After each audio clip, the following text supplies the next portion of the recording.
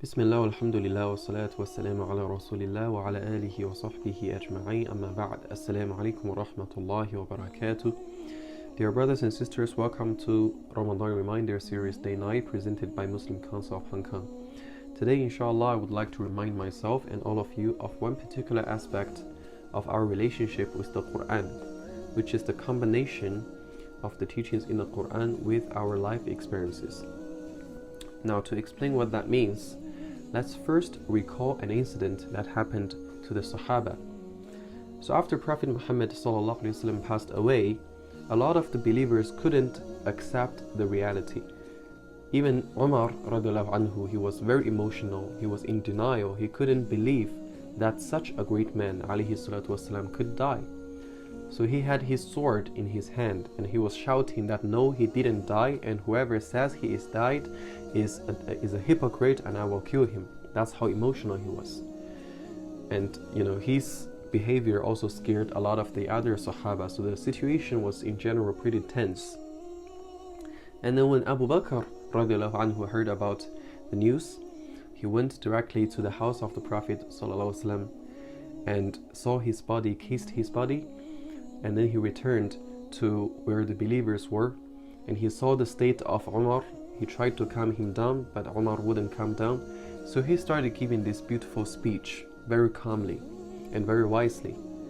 He said, "Man kana ya'budu Muhammadan fa inna Muhammadan qad mat."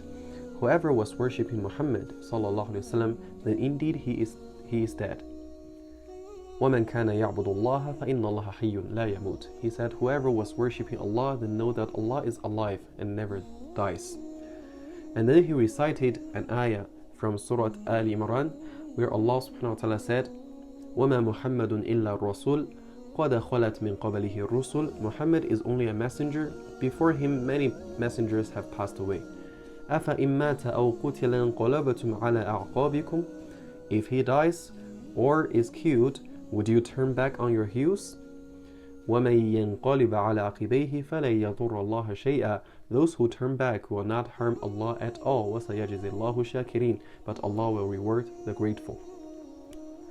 Ibn Abbas radiallahu anhu said, Wallahi, when people heard Abu Bakr radiallahu anhu recite this ayah, everyone felt we never heard of this ayah before. So everyone started repeating this ayah until everyone is reciting this ayah.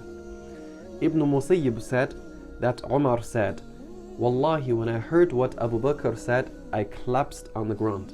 I felt like I lost strength in my legs, and then I realized that Prophet Muhammad ﷺ has indeed passed away.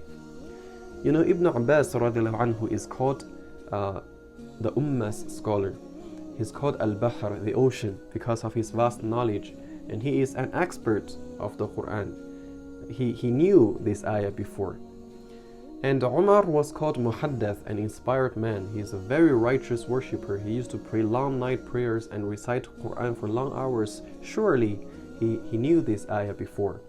But why is it that when Abu Bakr radiallahu anhu recited this ayah on this particular occasion, everyone felt like this is the first time they heard the ayah? Because on this particular occasion, for the first time, they had a very experiential understanding of the ayah. Prior to that, perhaps the death of Prophet Muhammad ﷺ was something that never crossed their mind. But now they experienced the demise of this beloved Prophet ﷺ. They could have a much deeper understanding of this ayah and a much deeper experience of the ayah. Another example, when we are young, when we have not experienced the passing away of any close family member. So when we hear someone passed away, we say, Inna lillahi wa inna ilayhi raji'un, and it's only an ayah from the Quran. But when you experience a close family member, someone that you love deeply, pass away, and at that time when you say, Inna lillahi wa inna ilayhi raji'un, indeed we belong to Allah, and indeed we shall return to Him, you will have a whole different feeling. So the Quran was reviewed over the course of 23 years. And most, if not all of the ayat are related to the life experience of the Prophet ﷺ and his companions. The ayat in the Quran are oftentimes associated with an incident that happened, an experience that they've experienced, something that they were familiar with. And this is why when we read the Quran, and when you go back to the Quran that you have read so many times, you will still obtain new understandings from it as you grow in experience, as you have more life experience. Once Imam